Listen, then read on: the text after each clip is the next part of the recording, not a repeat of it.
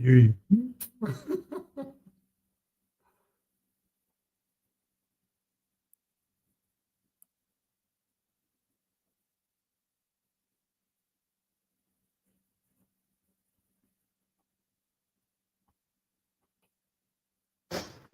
All right. Can you hear me now? I Oh, can hear you now. wow. That's fun. Okay. Was that me or you? It looks like it's me. So I think I have to explain everything again. When my MacBook, for some reason, I guess they must have done an update recently.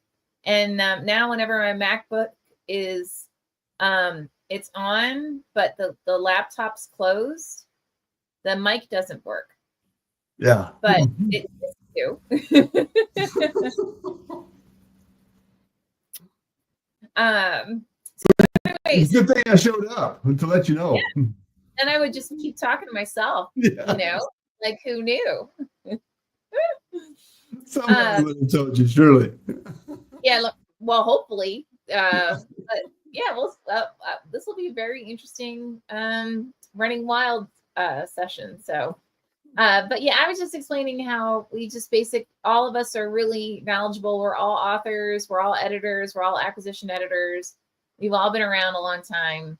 So people may find a lot of value in asking us questions. I mean, that was basically the bottom line.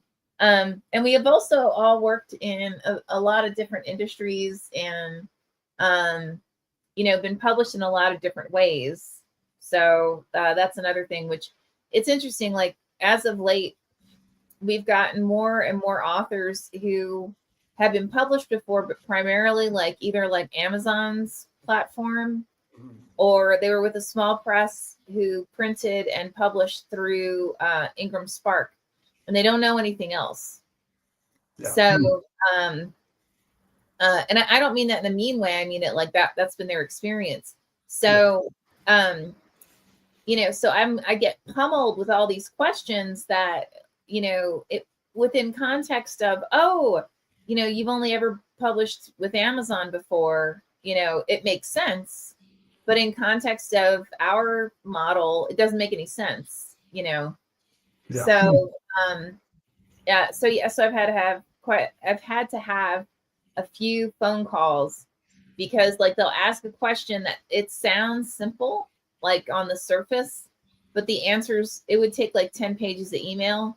And I don't think anybody wants me writing a 10-page, basically contract in essence, right? Like legalese in order for them to understand, how the industry works in different ways. So, and then I've also been asked a lot lately to be on panels or to do a workshop on the different forms of publishing and different, what's the benefit for the different ways that you can be published and with whom and all that kind of stuff. So, which has been really interesting actually, because each panel's had wildly different people representing very, very different perspectives. So it's been really interesting.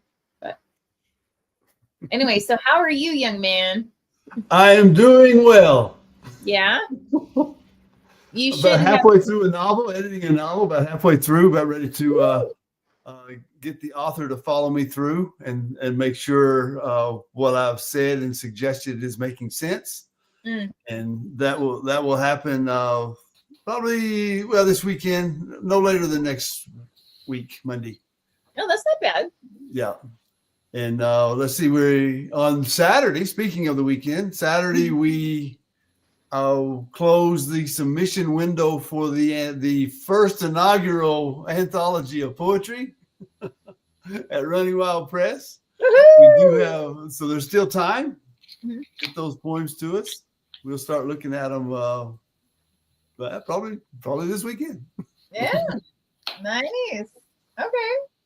Yeah, I saw Peter's your post about it. So, what do you guys think about what you've gotten so far? Are you excited about it or?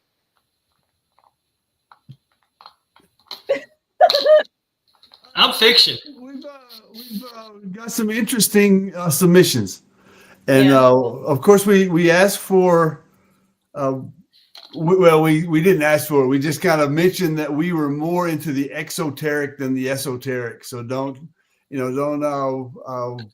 try to hide behind the flowery poem of themes or whatever.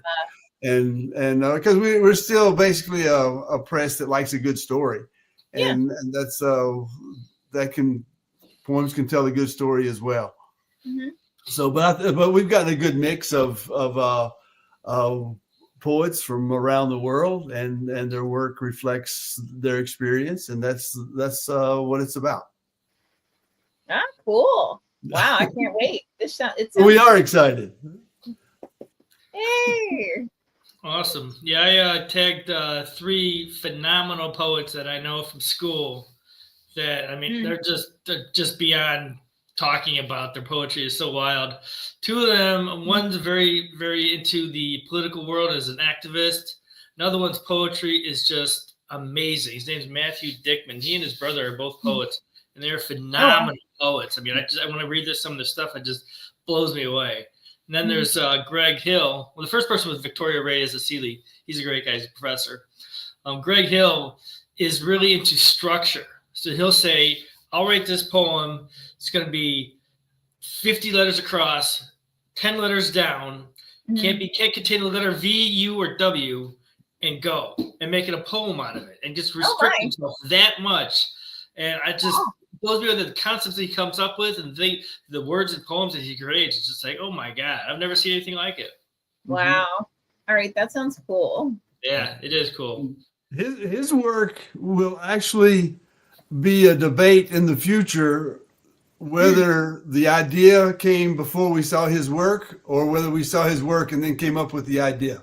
And because it was that close to where the idea and his work came into on the radar. Oh, so he has submitted? I haven't seen it yet. You showed me some of his work. Right.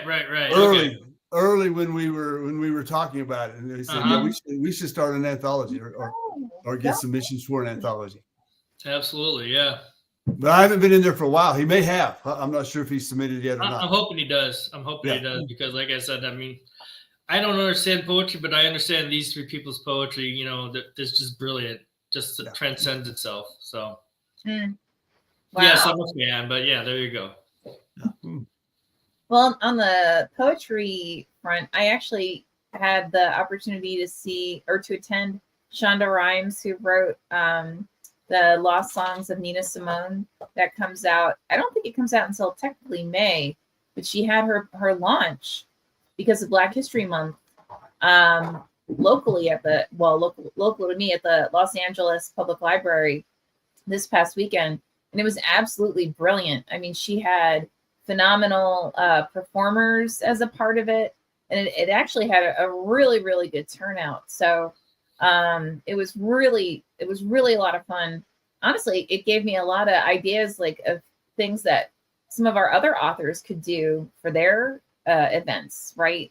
It doesn't have to, your author events don't have to be in a bookstore. You know, she had one event was at a public park, but it oversees all of Hollywood. So it had this incredible view of all the hills in Hollywood, and just this gorgeous a hiking park, you know.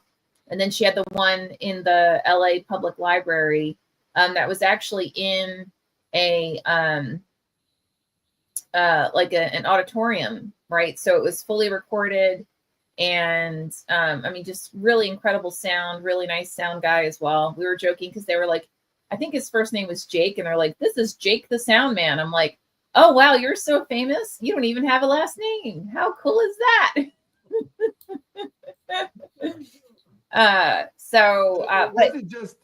It wasn't just for Black History Month. It was also a lot of the events were carried out around Nina Simone's birthday. I think it was the 21st of February.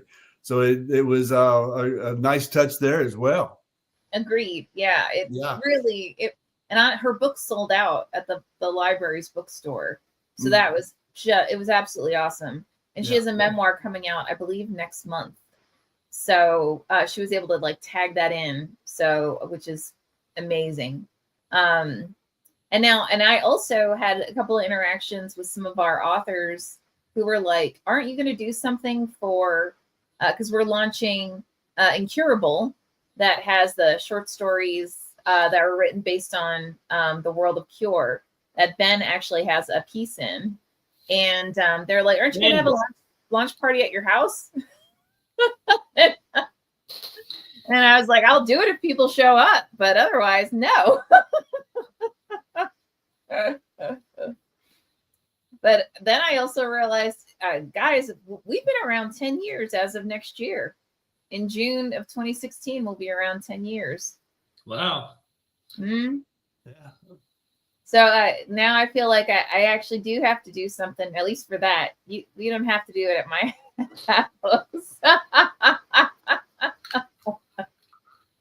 Yeah, for Incurable though, we should have something with the UN, and Cure fans will know why that would be important. That is true. That would be cool. That would be very cool. What we You could have it do, catered in. Luna could cater it in. that's make sure we've got plenty of cookies there. Yeah. Cookies and cupcakes. What we could just do a live stream for it, because we got so many. There's a lot of short stories in it, so we could just do that. That would be fun. Because like one guy's out from Austria, so he's like, yeah, I'm not doing anything at your house. Sorry, I'm gonna be home. Which I don't blame him. So, and Peter, you and Kathy owe me an email. We do. Yes, we do. Just so, We've been talking about it. I have 3 of the 4 elements that I need to send you. okay, So, thank you. we've been And talking then- about it pretty much every day. So yeah, I'm really Okay. excited about it. Awesome.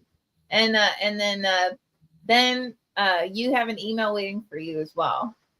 I have seen it. Okay. All right. Yep.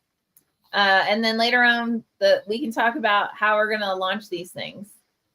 So and how you guys want us to handle it. So anyway, Okay. and then if anybody's watching this, and if you're watching the recording and you have no idea what we're talking about, be happy. You'll find out later.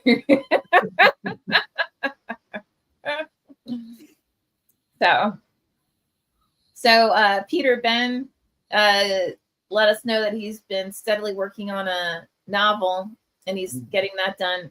What have you been up to? And you also owe us a manuscript. I'm not going to let you like forget that. Just No, that not there. forgetting it.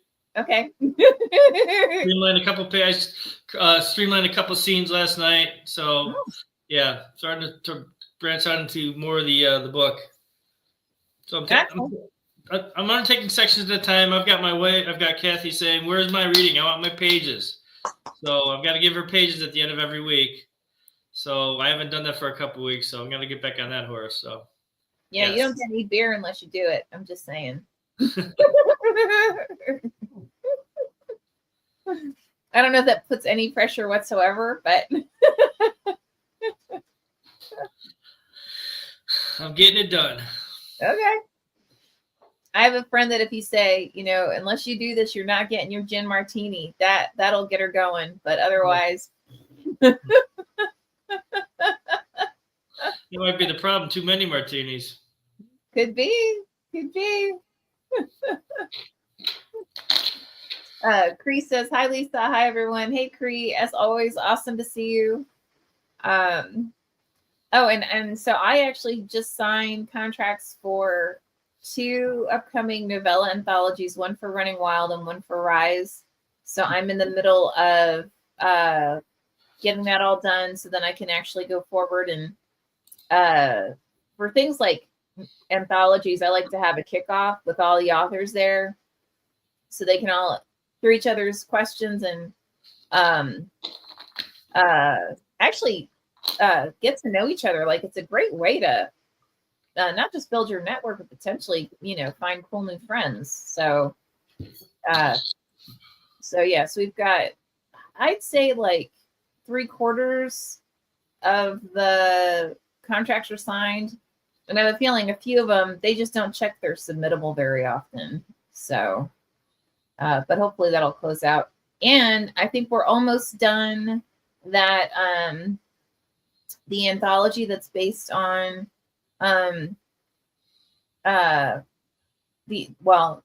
it's a poetry collection that will probably have come out in March of next year by Lee Murray and Corinne, and about, you know, famous women of history. And then like they wrote a poem based on the language within different things that were either based on these women or that the women had written. So it's actually turning out to be a really, really interesting piece. We're doing a lot of really creative things with it. So I'm excited to get that one going. And then although I harass Peter on a regular basis, I too am guilty of being way late with a manuscript. And so I started realizing that my current day job is so, like, by the time I'm done, I'm so brain fried, and I have so many things that I still have to do in other parts of my life, or even for the press, that I just can't focus on it. So I block out an hour of my morning now. Like, as soon as I'm done working out, I sit down and I start writing. So that way I just knock out at least an hour's worth. And then I write notes for myself, for what I want to continue with. Admittedly, I'm in a very different place, Peter, than you are. I know you have at least one full draft done, right? Or no? Mm-hmm. Yeah. Yeah, I'm just writing the draft, the incredibly crappy first draft that has notes all over it. Like, don't forget, you need to look up if this could actually happen, or like this actually, you know, you need to flesh this out big time, you know, like stuff like that, so that I don't go on the famous, because I do love research a lot. So that's always been one of my shortfalls is even though I'll have already done a ton of research, I'll come across something that I'm like I didn't know what kind of pistol Christopher Columbus might have used back in the day. So I end up, and I'm like, it's not an automatic. I'm pretty sure. So I'll let myself go on the sly for like, I don't know, 2-3 minutes. And then if I start realizing I'm really getting into this too much, then I write a note like, okay, you need to go back and confirm this. Just so I'll get back on track. But there's going to be quite a few crappy revisions to this, because I'm going to have to do like one just on like fleshing it out, one on confirming, you know, that what's in there is not like the guy that I don't think I told you about this. I was asked to be a judge for a book award, and one of the submissions, it was based in like the time of ancient Rome, and there's a lot of dialogue in it, and all the dialogue was like a lot of contractions, like I don't, I won't, I can't, I shouldn't. And I was like, I don't think he realizes contractions actually in the written world didn't actually exist until it wasn't actually, I believe it was Welsh, 500 AD. It was like 535 or something like that. It was the first evidence of contractions being used in written form. And it bothered the bejeebers out of me. Because, I mean, I was waiting for like, you know, a Greco-Roman era, you know, warrior to come and go, I ain't doing that, because I was like, oh my God. And by the way, this was not tongue in cheek. Like, if this was at least a farce, then that would be hilarious, right? Yes. But no, this was serious. So I need to go back and look for, you know, and yeah, like weird mistakes like that. So yeah, anyway. Oh, and my other favorite, like, are you kidding me moment from this past weekend was, or a couple weeks ago, actually, I think it was like 2 weeks ago, is I spoke at, I think it was like the Diamond Valley Writers Guild. And this guy comes up and he was like, I write brilliant literary fiction. And I'm a rarity, so I'm perfect for your publishing house because I'm a white male, and there are very few white males writing literary fiction. And thank you. That was the look that I know I had when he said this. And he was like, there was an article in the New York Times about it. And I was like, okay, I can't let this go.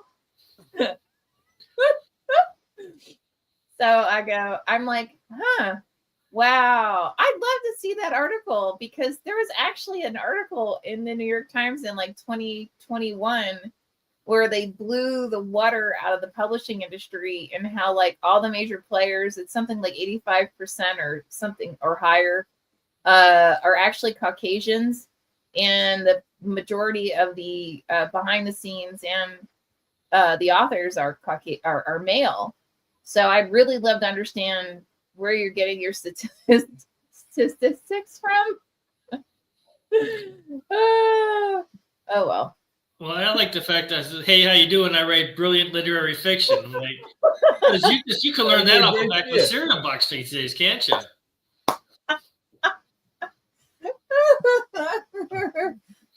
I know the elf, or what is it? The from the what's the Shamrock one? The Leprechaun. Anyway, the leprechaun. The leprechaun from the yeah, I could totally see him doing it, right? Pulling out his little box of shamrocks. Like, oh God. Yeah, it's been fascinating. Yeah. Don't you guys have any funny interactions with either writers or just in general, like people in the publishing world or not? You're like, do I own this? Like,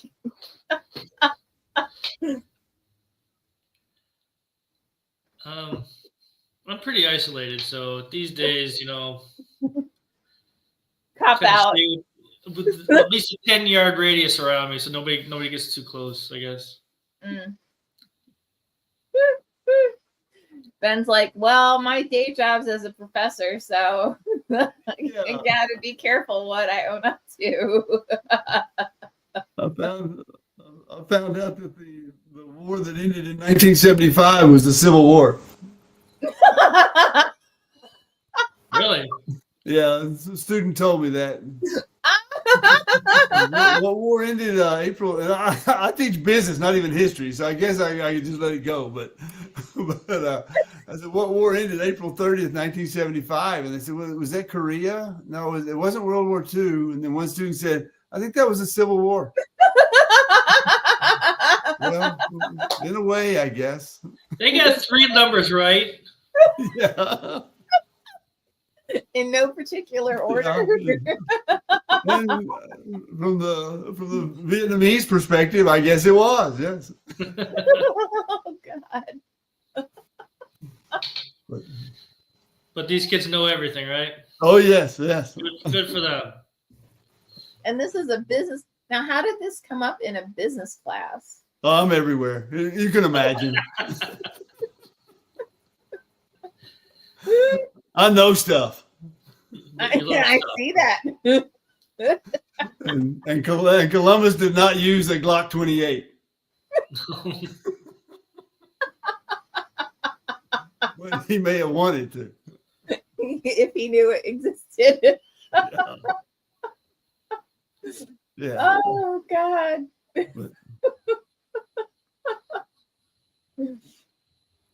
Well, are there any topics that you guys? Peter's like, how did I get here? I need to run away. Any topics you guys want to bring up, or things we could do like a round robin on? Bless you. Well, it's bike week here, beginning in 2 days. So there's a bunch of motorcycles riding up and down the highway out front of the house. And guys, you can almost hear the testosterone and the bullshit attitudes of bikers being tough against bikers being tough. So we'll see how many casualties we have for the next week. But Oh, jeez. yeah, we went a couple years ago, and I'm like, that's enough, actually. Found a spot on Main Street, pulled the bike in, put the helmets on the mirrors, walked around, like, okay, seen it, done it, see ya. Not our thing.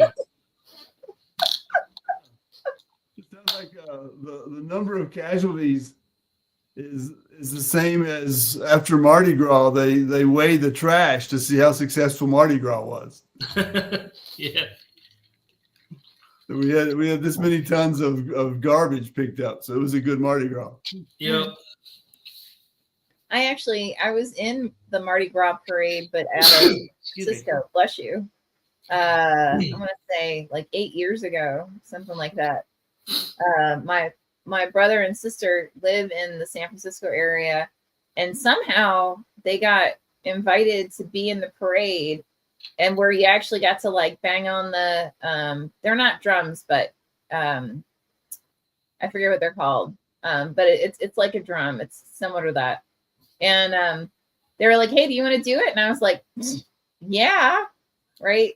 And then I want to say at least halfway through it, I thought, I mean, it was an amazing experience. Like I would definitely do it again. But if this was actually in New Orleans, somehow I think none of us would have been not inebriated. I'm like, is there such a word as uninebriated? I don't think so. De-inebriated. And I think it would have been a bit more chaotic. Like this was very well organized. So, but it also made me want to actually somehow try and get into a Mardi Gras parade and like see what that experience is like. So I don't know. Have you guys ever been to New Orleans? Yeah, Kathy and I went a couple months ago. Oh, no way. Yeah, it's great. I was gonna say, so what were you what was your experience? What was your favorite part? The parts I remember were my favorite part.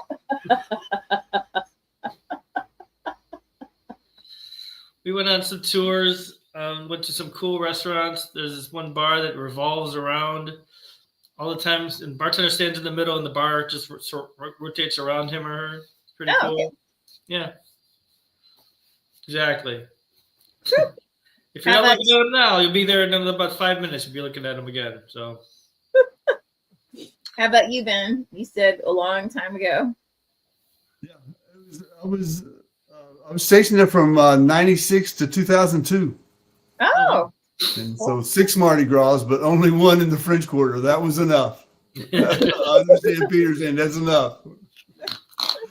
You had to go once, but that was it. Because, of course, Mardi Gras the parade starts 2 weeks before the actual Mardi Gras day. And they're out in the neighborhoods, and they're more family oriented than, you take a cooler down to the curb and just watch the parade go by. Now, see, that sounds like fun. Yeah, and it's like 2 weeks before Mardi Gras, so it's a 2-week celebration, and then Mardi Gras Day, if you don't want to go to the French Quarter, you don't have to, because the parades will come down through your neighborhood, and the semi truck parade just goes on and on and on and on. It's all day. And they're semi trucks. They're not even floats anymore. They're just semi trucks pulling the crews, throwing out beads and moon pies. Okay. Yeah, but I would say my favorite part of New Orleans was the people, because some of the nicest people, greatest people in the world. Well, until they get behind the wheel of a car, something changes when they get behind the wheel of a car. But otherwise, they are some super people. It's too hot not to be. I could see that. Yeah, I tell people I was there for 6 years and I haven't been warm since.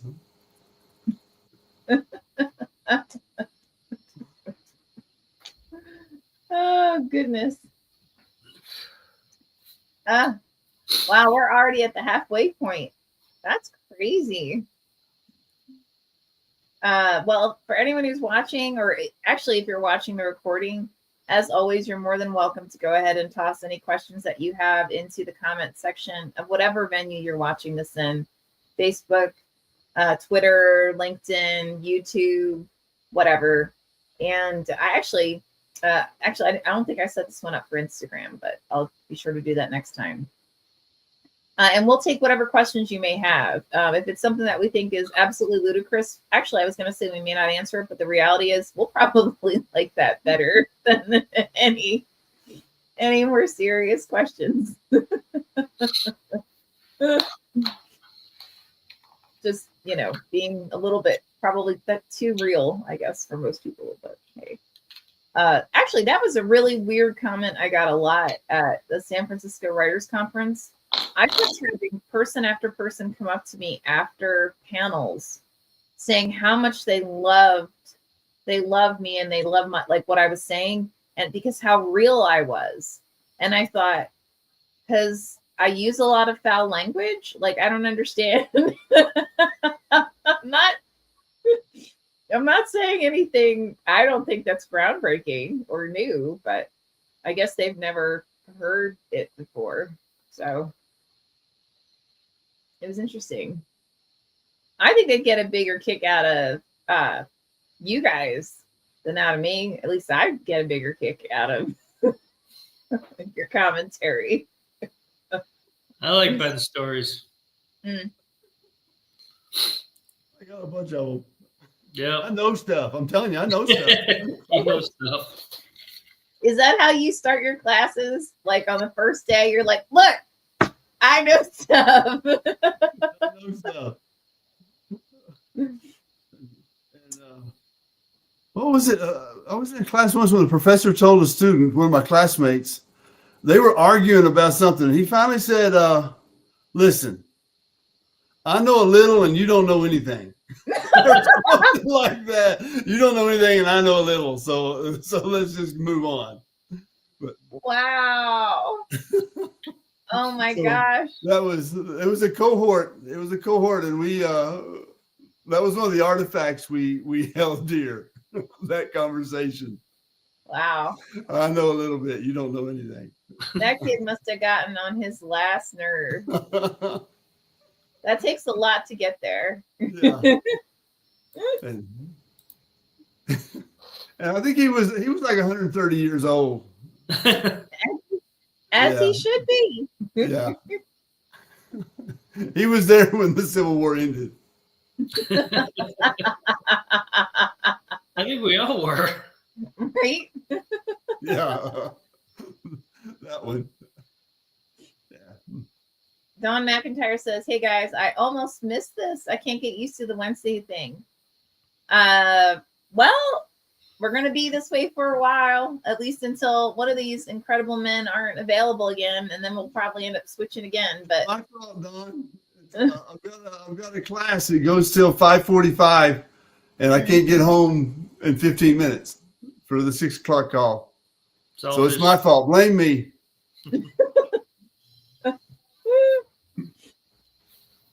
I must admit, I really liked it on Thursdays because it felt like it was a nice closeout to the weekend. Because usually, towards the weekend, because usually Fridays for me are like the, catch up on everything that you may have missed during the week thing, and then put out any fires that always come up somehow on a Friday. I think that's because everyone's doing the same thing, right? They're trying to catch up on everything they think they may have missed. And so I get all these panic phone calls. Oh my God. What is this? Okay. That must really suck to be in your position, doesn't it? Yeah, sorry to hear about that. Click. Yeah, I can't do that, but even if I could do it, I probably I'm that person. Like I'll try and talk people off the ledge. So, but yeah, no, but honestly, I like Wednesdays too, because it's a nice reminder, like, oh my gosh, we're almost done. Yay. Hot dog. So Reminder that I have a class tomorrow. you don't have a class tomorrow? No, the Wednesday night call is a reminder that I do have a class tomorrow. Oh, okay. So Only I got 9 more to go, though. only 49. 9 more. Only 9 more. 9 weeks. more. That's not too bad. Who's counting? No one. Not even those kids. No, They're all leave my like- class knowing stuff. They're like, please, God, let this end. Yeah. I've got to be teaching the class. He's so old.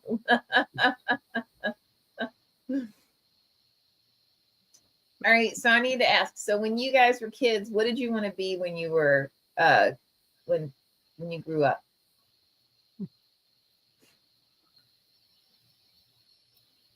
I'll go. So I always thought it would be cool to be a stuntman, Oh yeah, I can see that. blowing stuff up, jumping over things. Mm, But I do remember writing my first story in 5th grade. okay, It had a dream sequence in it. okay. So about a guy washing dishes at a restaurant, showing up for his first day of work, and he's late.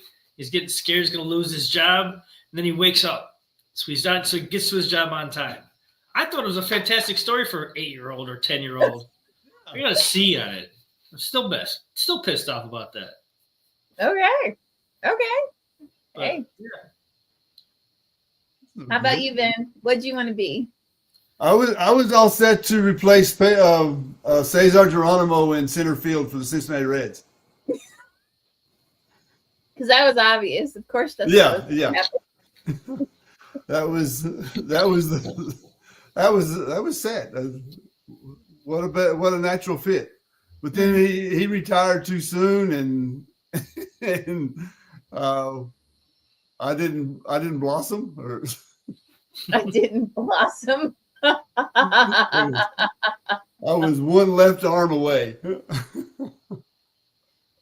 Okay. But yeah, that question always came up in high school, and I never really knew. Mm. You got to write this paper on your future career. I think I wrote it on being a commercial fisherman. Hey, why not? Look, that looks fun. I like boats.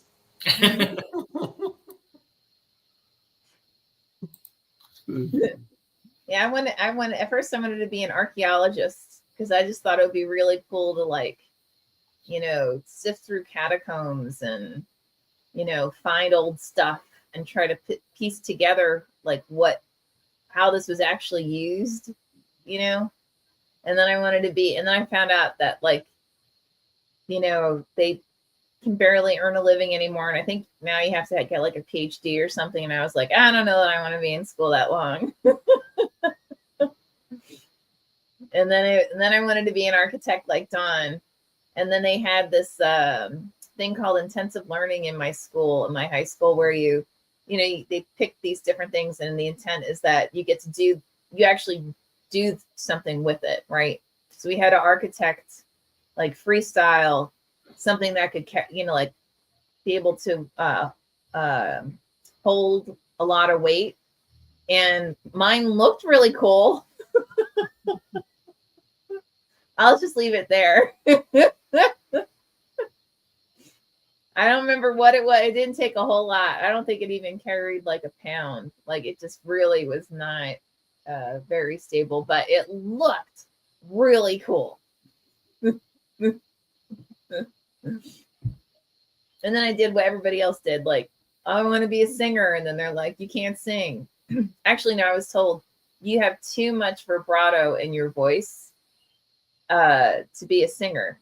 And then, so my husband's a musician and a producer, and I was telling him the story. He says, well, that doesn't make any sense because there are tons of singers with a lot of vibrato, and B, you can train that out of your voice. And I was like, what? He was like, yeah, you just have to have a really good vocal coach, and they can, teach you how to lessen the vibrato. And I was stunned. I was so horrified. Oh my God, I got conned. Like, what do you mean? Like, if that's all I had to do?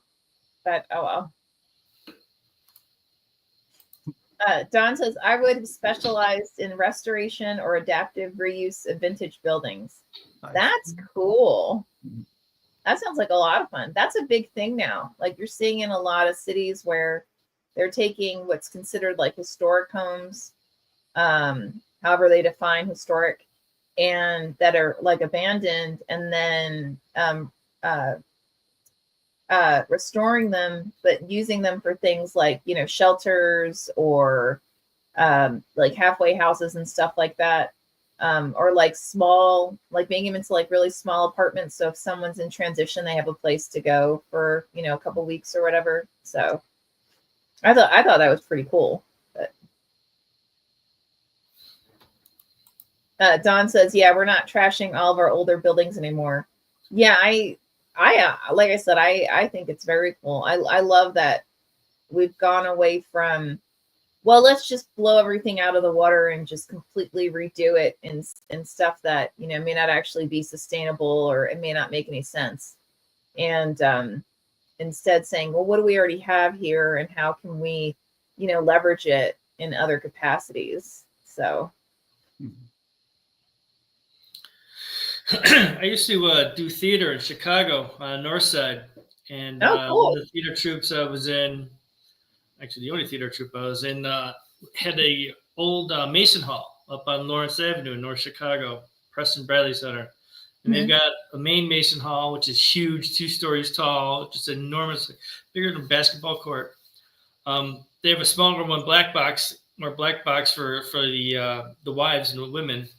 But the Mason Hall had been damaged by rain and been neglected for so long. Like the entire roof line over there had been peeling, all the plaster had come down, everything like that. So somehow the artistic director of the theater group got a grant to fix the roof, but he took a bunch of pictures of it so he painted it so it looked exactly like it was before, only it was in perfect condition. So it wasn't leaking rain or anything like that. It just looked like it always had. So it had that distressed look. And that's called a trompe-l'oeil painting, or a trompe-l'oeil, something that is more than what it seems. And I've always loved that word. So I just see the ceiling. I mean, this was a good 35, 40 feet in the air. But you can still look like it burst through with water anytime it rained outside. It's really cool. Yeah, I also did a lot of theater. I did theater in the suburbs of Philadelphia and in some parts of New Jersey. And my what I like to call it, my coming to Jesus moment, was I went for an open audition for this up and coming film that then got, you know, won all these like awards and all this stuff. Like I think it actually won the Oscar, you know, a few years later. And the audition was for, I think it was like a teenage girl with red hair. And in my area, there weren't a whole lot of natural redheads. So I thought, dude, I'm acing this, right? Like it'll be like me and maybe like 20 other people, if that. Oh my God. Ben beat you up, didn't he? If everyone and their damn mother decided to dye their hair red and show up for this audition, and like women who were clearly grandmas, like it was a call for teenagers, right? I mean, and like little girls who were like, you know, 8 to 12, something like that. And I just thought, how did they think they were gonna, you know, not how are they gonna pull this off? Yeah. Right? That they're like a teenager. But they, you know, I waited, I think, a couple hours, and I was like, you know what? I actually like me. I don't need to be on stage. I don't need to pretend I'm somebody else. Like, I'm good. And I just like, and I left. But that was the last audition, I think. I think that was the last audition I ever went to. But actually, right out of high school, for college, I either I only applied for theater school or for like communications and English, and I actually got an audition for Circle in the Square in New York, which blew my mind. And anyone who's watching who doesn't know, so Circle in the Square is this absolutely famous program in New York City. It's intended to be more about stage theater. Hence, in the time of Shakespeare, you would have the theater in the park, and so it would be the circle would be the stage, and then the square is the actual park itself. And you had to pick 2 monologues that showed your range. And I was so terrified. I was so scared that I went up on the stage, and I think it came out like,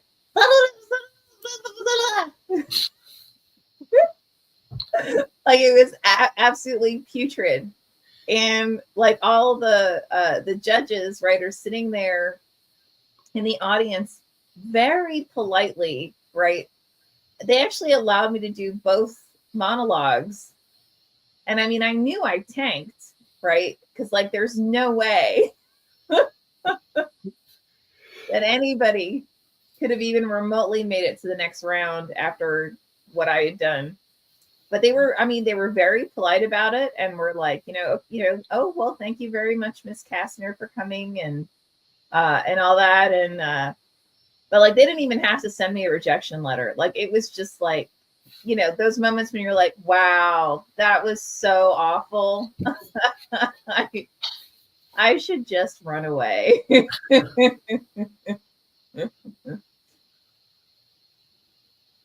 So, but yeah, so wow. Okay, so we have 12 minutes.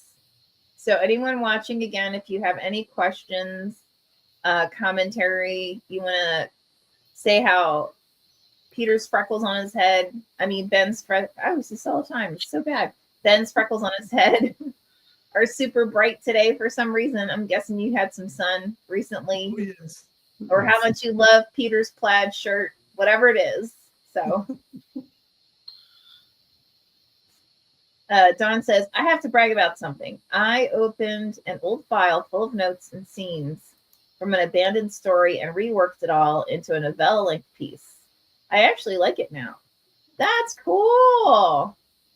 You should do that. Actually, honestly, that's one of the coolest things you can do, especially if you feel like stuck, is go back and look at your old files of work. And because you know a lot more now than you knew when you first did that, I'm assuming. So you can probably get a lot out of those pieces.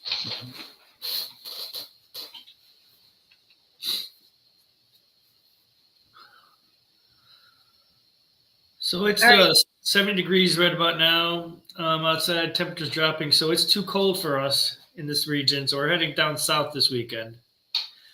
What does down south mean? Down to Southwest Florida, where Kathy's parents live. Oh, okay, cool. So yeah, it's like 10 degrees warmer there. We used to live down there. It was way too hot, but it's good to go down and visit every once in a while.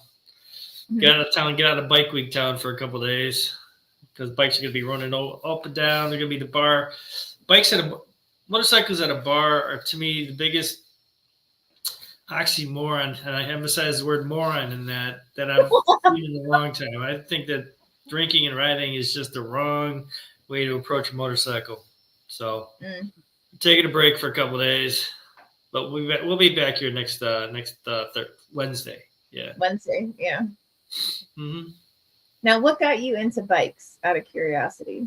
My dad. He started riding when I was a teenager, and when I was 17, he's like, "You want to learn how to ride?" Sure, okay. So we went down to the local Naval Academy, and they were teaching motorcycle safety foundation lessons there. So back then, they used to be 2 weeks long because they did them over several weekends. And I learned how to ride a motorcycle. I've been riding motorcycles ever since I was 17. Nice. So never been without a bike. Even got to teach MSF classes for a couple, 3 years, which is a blast. I love seeing it. Seeing people who are afraid of motorcycles or have never been on a motorcycle on Saturday morning at 8 o'clock, and then on Sunday afternoon at 4 o'clock, they're doing figure eights, they're doing tight turns, they're doing all sorts of wild stuff. They're comfortable as all get out of the bike. It's wonderful to watch. Now, none of them, not even me, can ride like a motorcycle cop can ride. The riding that they do is incredible. I don't know if you've ever watched some of the videos, but they make turns. This room is like maybe 10 by 10. They'll turn a big full dress Harley in a figure 8 in a room this size. I mean, they're scraping pegs, they're scraping floorboards. It's amazing. All while staying upright. I mean, they're just perfect riders. And yeah, they spend hours and hours and hours training, but the way that they ride is fantastic. So I definitely say go watch a video or something like that. The riding they do is amazing. Not that I get excited about things like that, but yeah.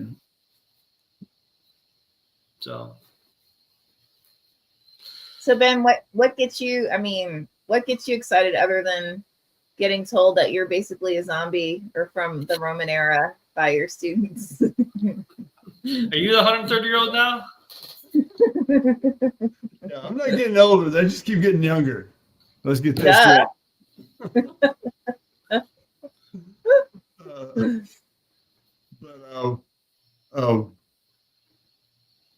Let's see. More. I got one right here.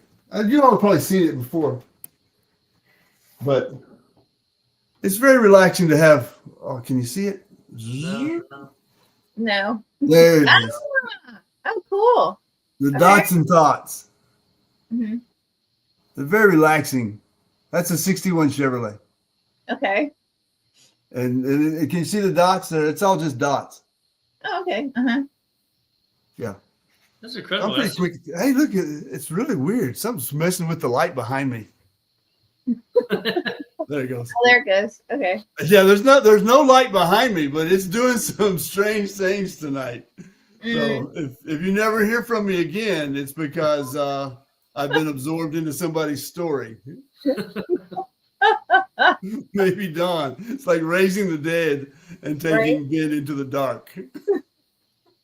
You know you're going to use this now, right? You have to. You have to. You totally have to. Absolutely.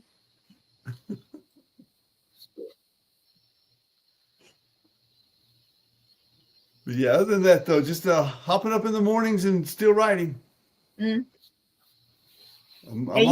mostly caught up with the typing I need to do. That's a good feeling. Oh, I bet. Yeah, because there for a while, I was sitting here looking at 30 journals with poems to be typed up. And oh, good Lord. I hate typing up poems. Now, I mean, if someone is like stuck in their writing, Ben and Peter, what would you recommend them to do? Start writing something else. Come up with a short single-page story. Come up with a memory. Come up with something that you're working on. Just get as much feeling onto the page as you possibly can, and then go back to what you were stuck with. Try to look at it from that perspective. What was in this piece? What was in this short story? This paragraph for this 1-page or 2-page, 5-page thing that isn't in this story, and kind of come at it from that direction. That's what I've done.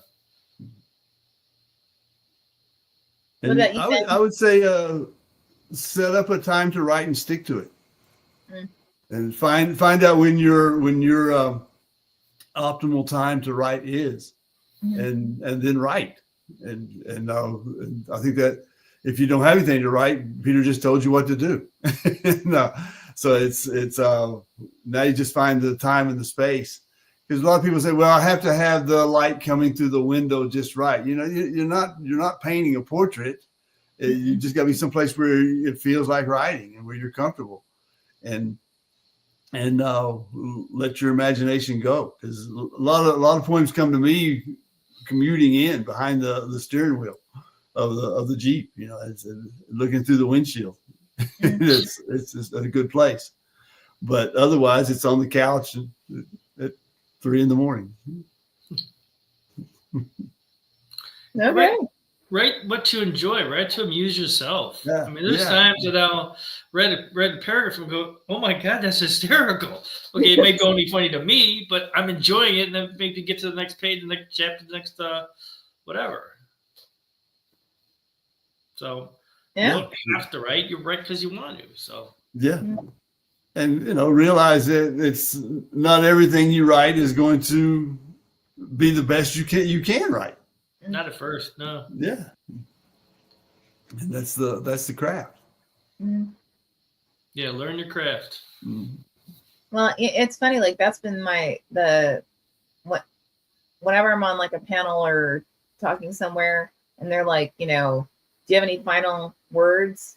I'm like, don't give up. I mean, you don't learn unless you fail, right? I mean, that is the greatest way to learn is to try something. You don't quite get it right. You go back, you study your craft, you study how someone else who was brilliant at doing what it is that you were trying to do, study what they did, turn around, do it again, right? It's that repetition.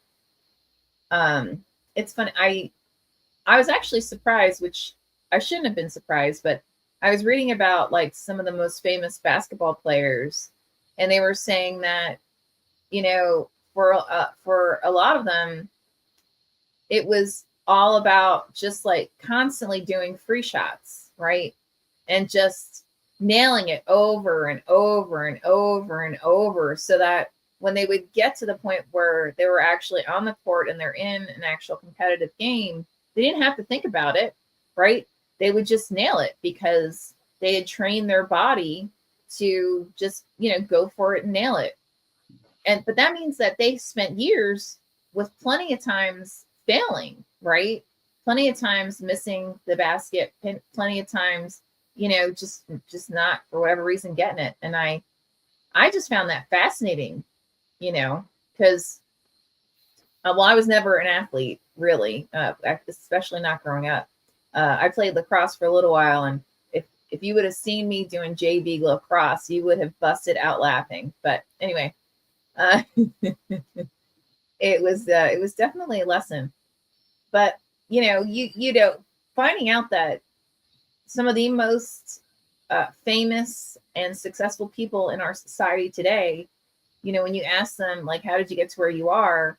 And when you break down what they're talking about, 9 times out of 10, they're talking about they screwed up big time. Then they just came back and said, all right, let me try it this way. Now let me try it this way. Now let me try it this way. And found what worked for them. So persistence. Stopping, you won't succeed if you stop. Yeah, exactly. Yeah. By stopping, you've eliminated the possibility that you can actually be successful. Mm-hmm. Yeah. So do you guys have any final words for any of our fabulous people watching? I'd say don't be too hard on yourself, because if you pick up a book and start reading it, the writing that's in that form did not arrive at the editor in that form. It's extremely unlikely that nothing was edited or polished or touched up with that story. Everything gets edited. Everything goes through several revisions before it gets to press. Okay, mm-hmm. So don't be so hard on yourself. Even the greatest writers started somewhere. They just didn't quit. Beat that, Ben.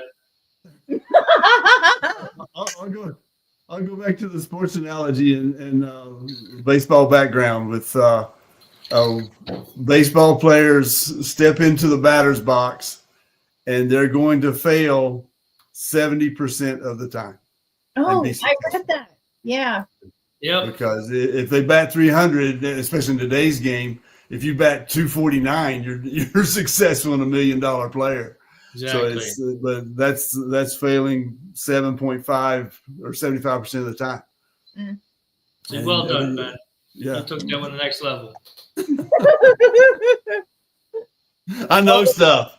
They both know stuff, man. Well, with that, I want to thank everybody again for joining us. Don, Cree, I saw we had several others. Thank you. Always a pleasure. And as always, absolutely adore being here with Peter and Ben. So we will see you next time. And until then, bye, guys.